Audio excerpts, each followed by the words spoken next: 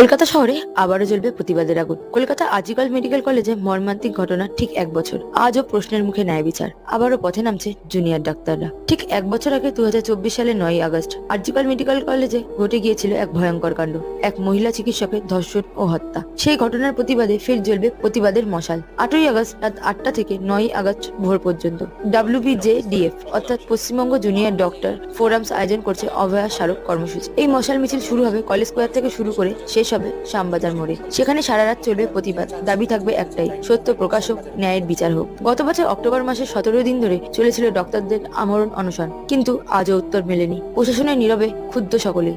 WBJDF এর আহ্বান জানিয়েছে সমাজের সকল স্তরের মানুষকে এই প্রতিবাদে অংশ নিতে। ভুলে গেলে চলবে না, অভয়া শুধু একজন চিকিৎসক ছিল না, তিনি ছিলেন একজন মেয়ে, একজন সহকর্মী, একজন যোদ্ধা। ন্যায় বিচার না পাওয়া পর্যন্ত এই লড়াই চলবে। এই লড়াই আমাদের সকলের। এই প্রতিবাদে পাশে থাকুন, সত্যের পাশে থাকুন।